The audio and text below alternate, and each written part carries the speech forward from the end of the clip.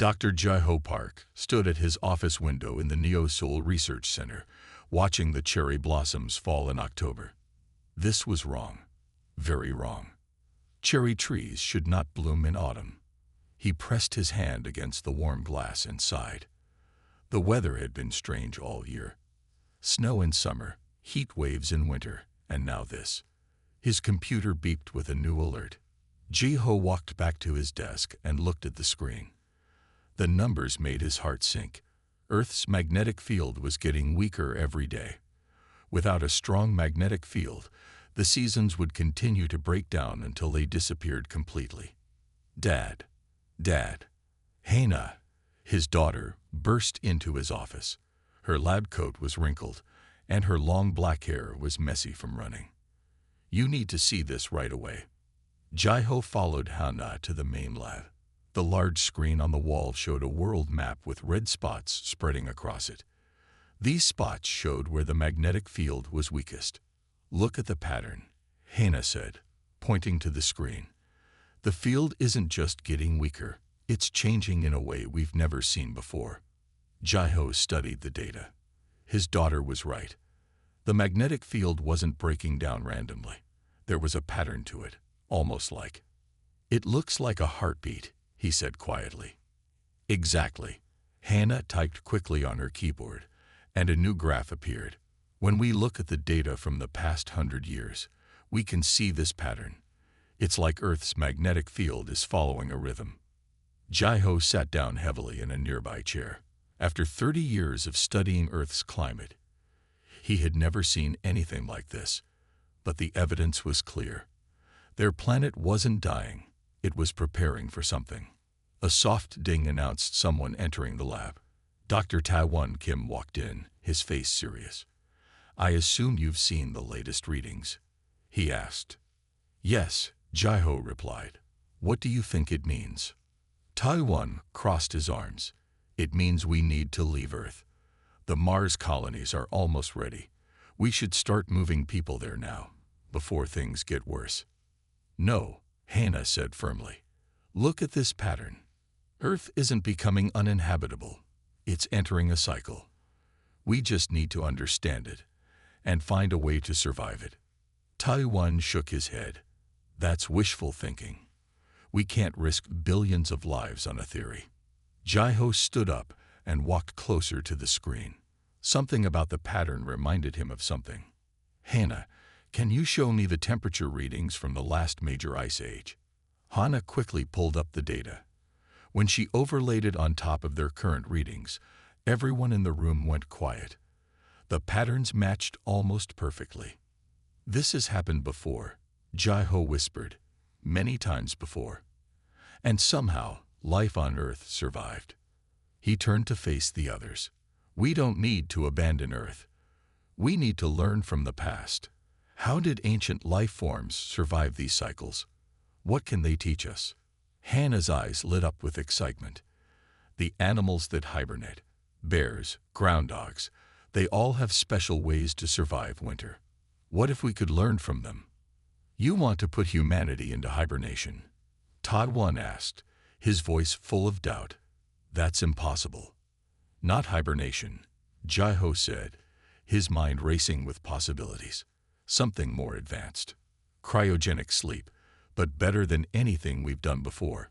If we can understand how Earth's magnetic field affects living things, maybe we can use that knowledge to help us survive whatever is coming. Hannah was already at her computer, typing rapidly. I'll start gathering data on hibernating animals right away. And Dad, remember those old Korean stories you used to tell me? The ones about Jack Frost and the winter spirits. What if those weren't just stories? Jaiho smiled at his daughter's enthusiasm, but his heart was heavy. They were in a race against time. Outside his lab, cherry blossoms continued to fall in the wrong season, a sign that their world was changing faster than anyone had expected. They had to find a solution soon. Very soon.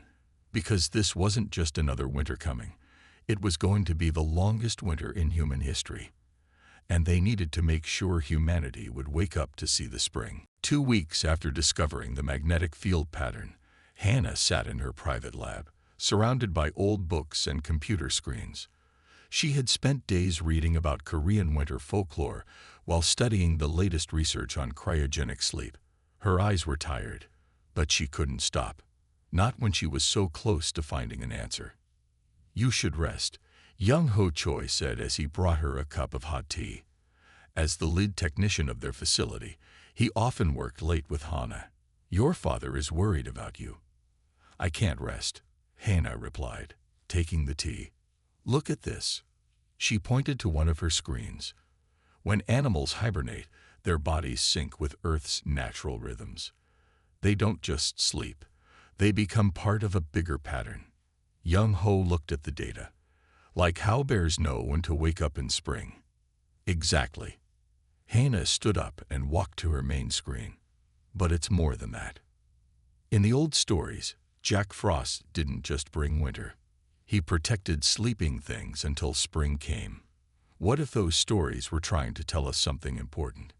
She pulled up a new diagram. "I think I know how we can help humanity survive the long winter. I call it the Frost Protocol." Young Ho moved closer to look at the diagram. "What are these patterns?" "They're brainwave patterns," Hannah explained. "On the left is a hibernating bear. On the right is a person in regular cryogenic sleep. See how different they are. But look what happens when we add Earth's magnetic field pattern." She pressed a button, and a third wave pattern appeared. It matched perfectly with the bear's brainwaves.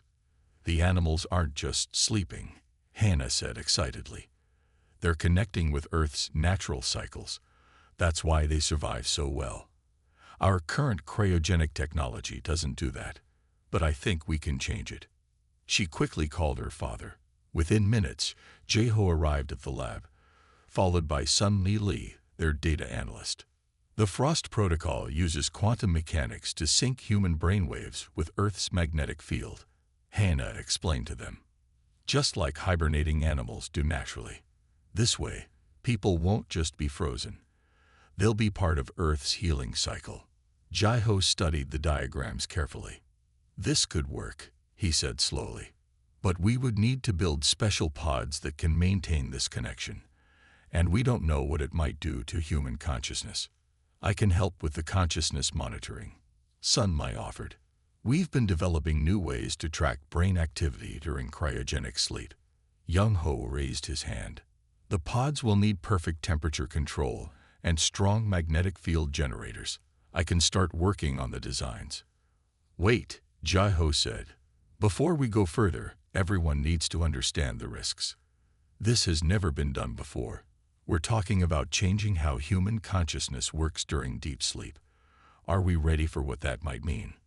Hannah looked at her father. "Do we have a choice? The magnetic field is getting weaker every day. Regular cryogenic sleep won't be enough. We need to become part of Earth's cycle, just like our ancestors did in the old stories." Sun-Mi checked her tablet. "According to my calculations, we have about 6 months before the changes become too severe. That's barely enough time to test the protocol and build the first pods." Jae-ho nodded slowly. "Then we need to start now. Hannah, you'll lead the consciousness synchronization team. Young-ho, begin pod design immediately. Sun-Mi, I want you monitoring everything.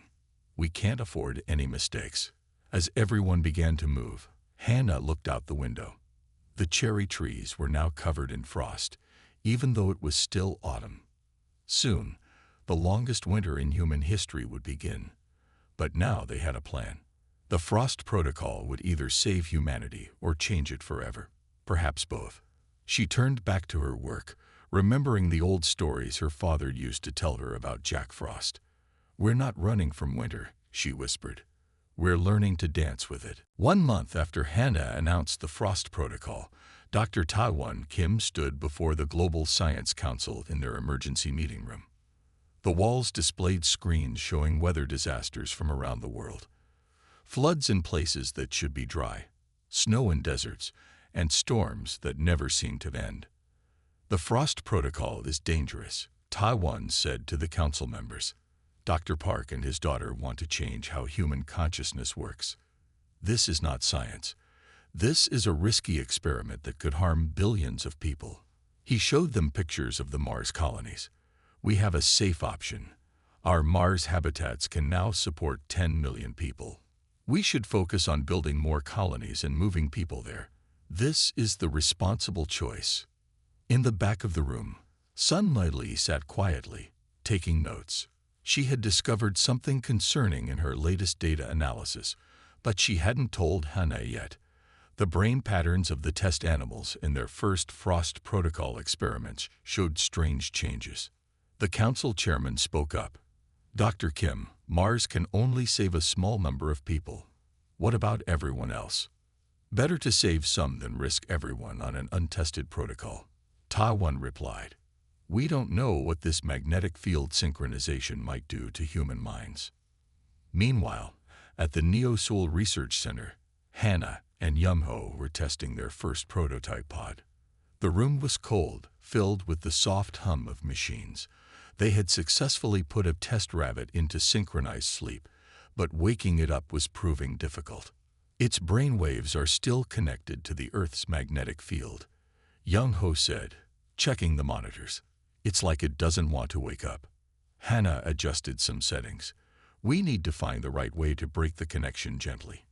In the old stories, spring always came gradually, not all at once. Their work was interrupted by Jae-ho rushing into the lab.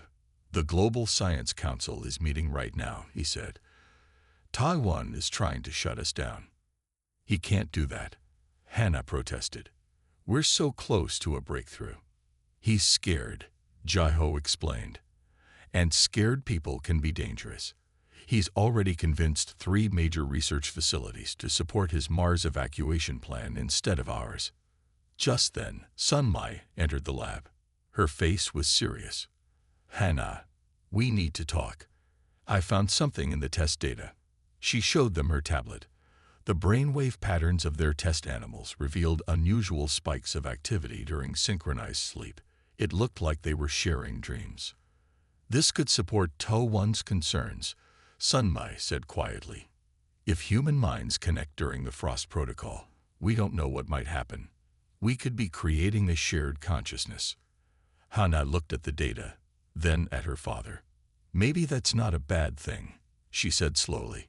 What if this connection is part of how Earth helps us survive?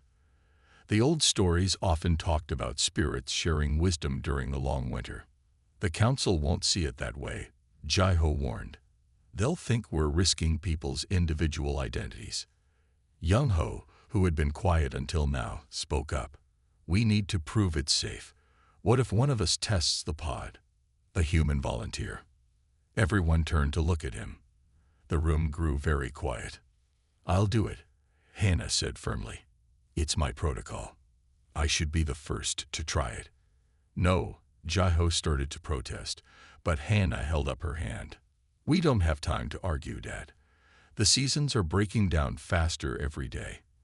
If we don't prove the Frost Protocol works soon, Taiwan will win. And then most of humanity will have nowhere to go when the long winter comes. Outside their lab, the strange autumn snow continued to fall. Time was running out, and they had to make a choice. Risk one life now, or risk losing billions later. The testing chamber was silent except for the soft beeping of monitors. Hannah lay in the prototype pod, trying to keep her breathing steady. The clear cover above her showed her father's worried face as he checked the settings one final time. Everything is ready, Young-ho said from his station. Pod temperature is stable at 1 degree Celsius. Magnetic field generators are working perfectly. Jae-ho took his daughter's hand. You don't have to do this. We can find another way. We both know there isn't time, Hannah replied softly. The world needs to see that the Frost Protocol works. I'll be okay, Dad. Sun Mai watched her screens carefully. Brain activity is normal. Heart rate is slightly elevated, but that's expected. Starting magnetic field synchronization in 3, 2, 1. Young-ho pressed the main control button. A gentle hum filled the chamber as the pod activated. Hannah felt a strange tingling sensation throughout her body.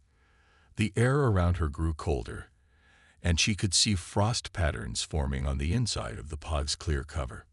Brain patterns are changing, Sunma announced, beginning to match Earth's magnetic rhythm. Hannah's eyes grew heavy. The last thing she saw was her father's face, and then everything went white. She found herself in a vast, snow-covered field, but this wasn't like normal sleep or even normal dreams. Everything felt incredibly real. She could feel the cold air, smell the snow, and hear the wind whistling around her. "Hello," she called out. Her voice echoed strangely in the empty landscape. Then she saw something that made her stop. In the distance, there were lights, hundreds of them, floating like fireflies in the snow.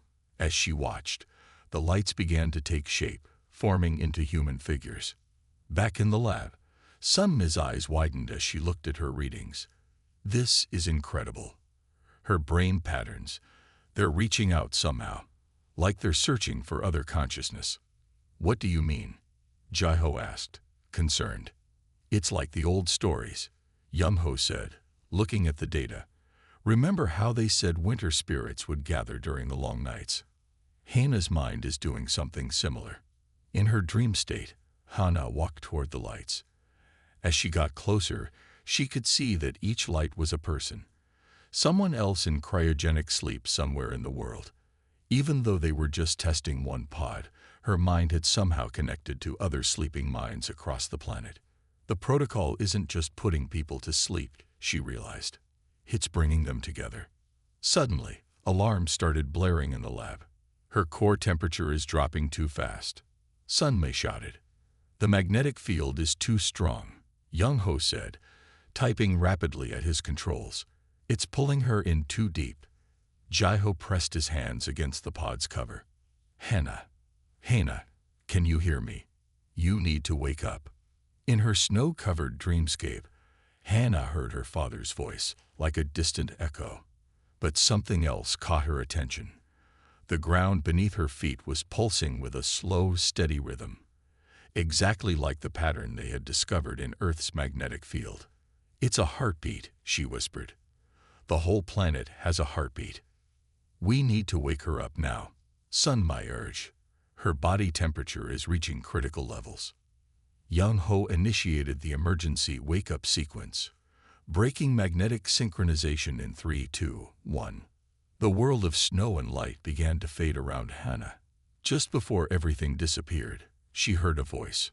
Not her father's, not anyone she knew. It seemed to come from the earth itself, ancient and powerful. "Welcome back, children of winter." Hannah's eyes flew open. She was back in the pod, shivering but alive. The first human test of the Frost Protocol had revealed something no one expected.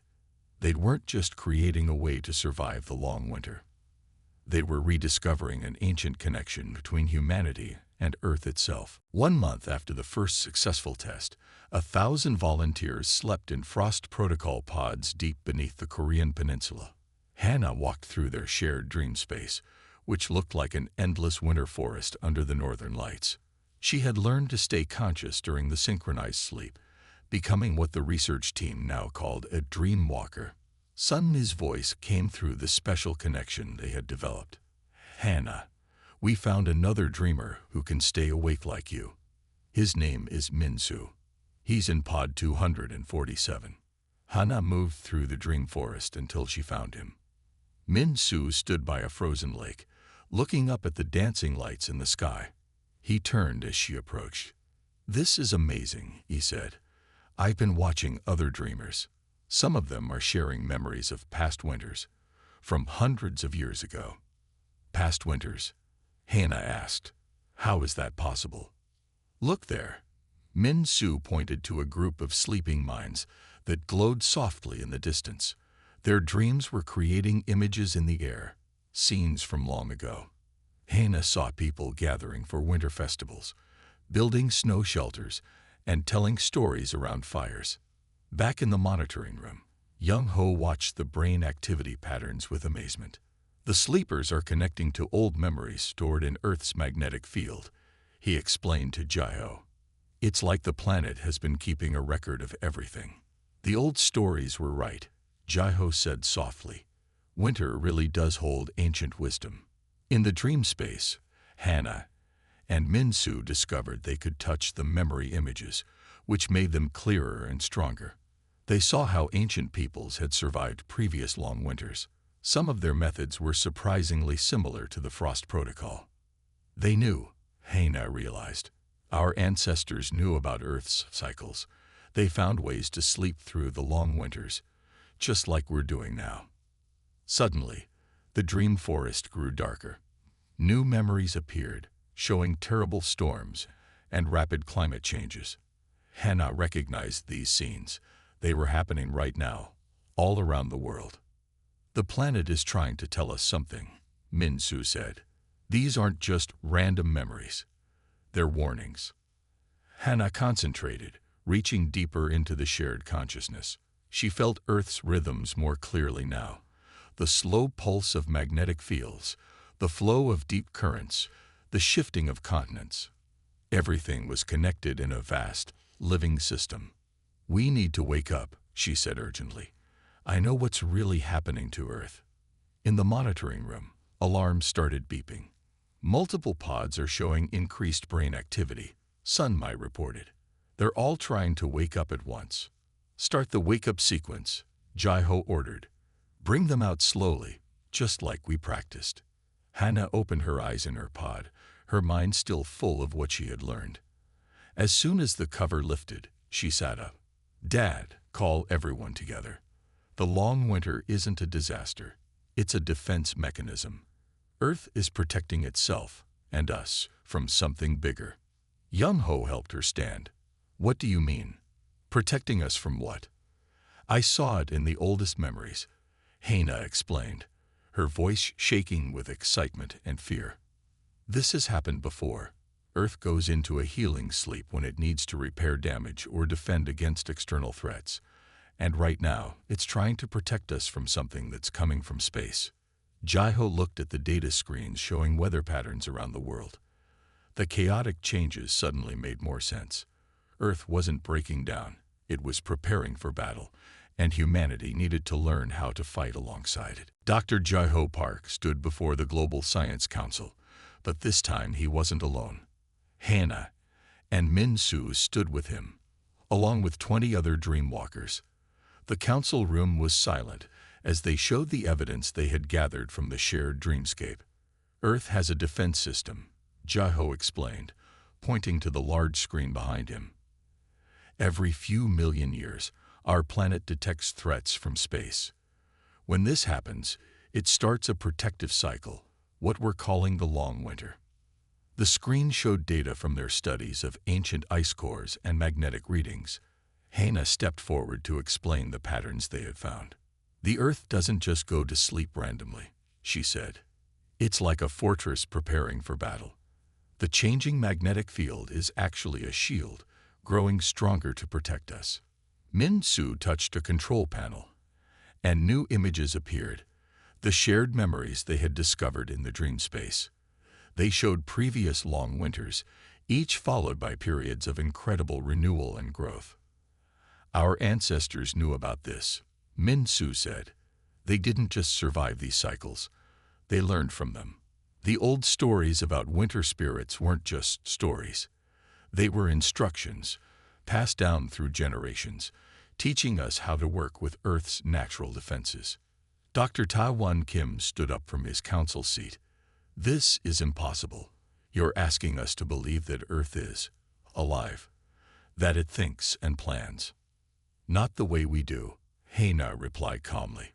But it does have systems to protect itself and all life on it.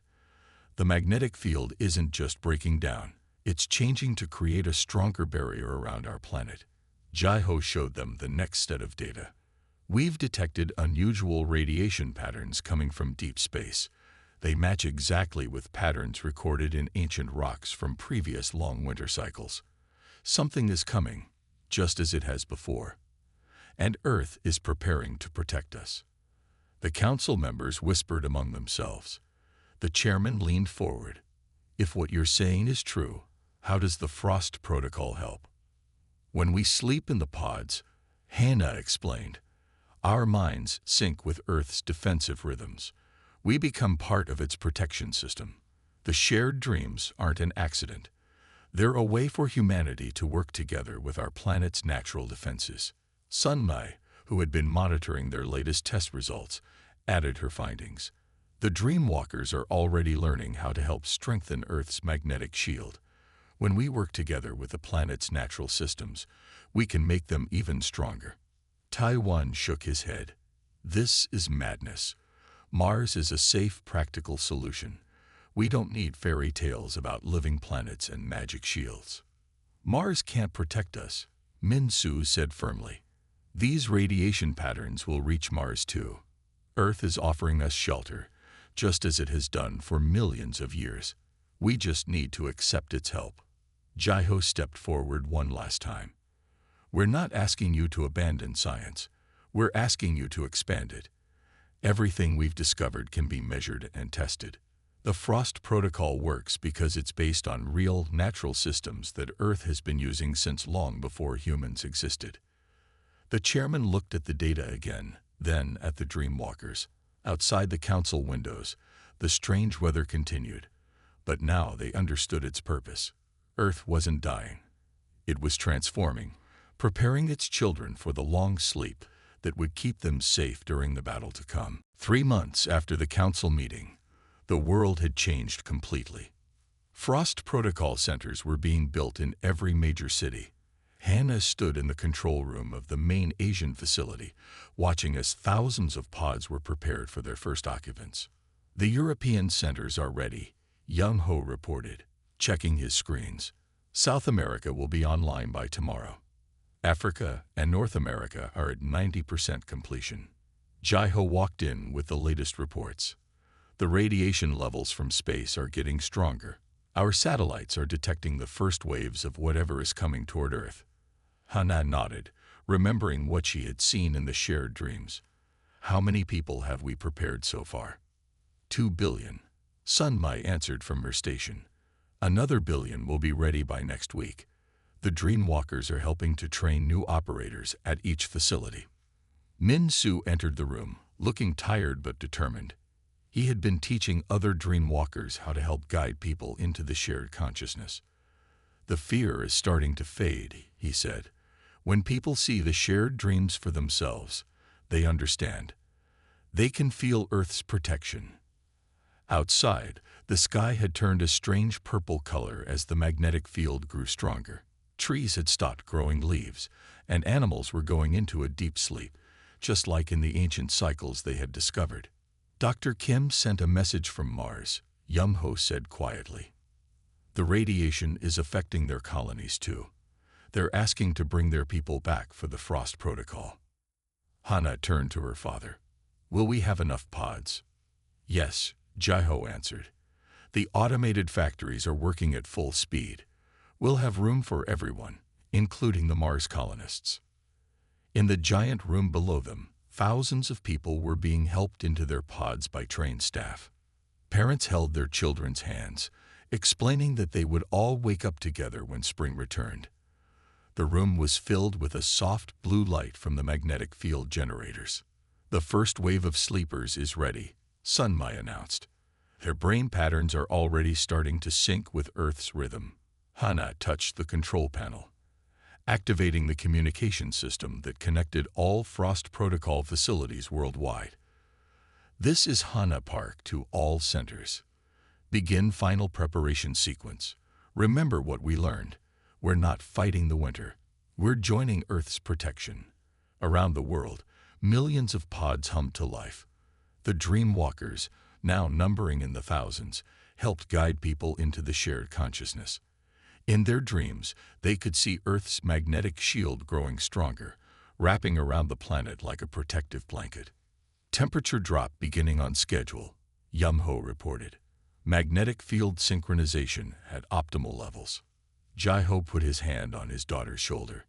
You should get to your pod soon.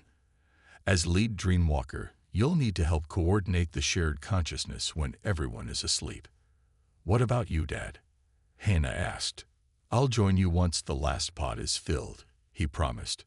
Someone needs to make sure everyone else gets to sleep safely first. Hannah looked one last time at the rows of pods stretching into the distance. Inside each one was a person about to join the biggest shared dream in human history.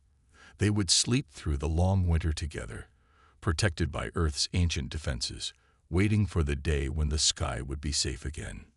"Sweet dreams, everyone," she whispered, as the first wave of sleepers drifted into the shared consciousness. "See you in the spring." John and Sarah walked through the quiet village, taking in the sights and sounds around them. The sun was starting to set, painting the sky in beautiful shades of orange and pink. As they strolled down the cobblestone streets, they noticed an old wooden sign hanging above a doorway. It read, "Ye Old Curiosity Shop," in faded paint. "What an interesting name for a store," said Sarah. "Shall we take a look inside?" John nodded in agreement. "Yes, let's see what kinds of curiosities they have." They pushed open the heavy wooden door and stepped into the dimly lit shop. Dusty shelves lined the walls, filled with all sorts of strange and wonderful objects. There were jars of colorful potions, ancient-looking books, shimmering crystals, and even a few skeletons of small animals. An elderly man with a long white beard emerged from the back of the store. "Welcome, welcome," he said with a friendly smile. "Feel free to look around and let me know if anything catches your eye." John and Sarah spent the next hour exploring every nook and cranny of the little shop. They marveled at the unique items and speculated about the stories behind them. Sarah found a beautiful silver locket engraved with intricate designs. When she opened it, a small slip of paper fell out. She picked it up and read the words written in elegant script. "The key to your heart lies within." She smiled and clasped the locket around her neck. Meanwhile, John discovered an old brass compass that seemed to point not to the north, but to something else entirely. He couldn't quite explain it, but holding the compass made his heart race with excitement for the unknown. As the sun disappeared below the horizon and the shop grew darker, they reluctantly made their purchases and bid farewell to the kind old shopkeeper. They stepped back out into the quiet village street, their minds filled with wonder at the magical little store they had stumbled upon. Sarah touched the locket at her neck, and John gripped the curious compass tightly. They both knew that this was a place they would never forget, a place where mysteries and adventures seemed to hide around every corner, just waiting to be discovered by those brave enough to look.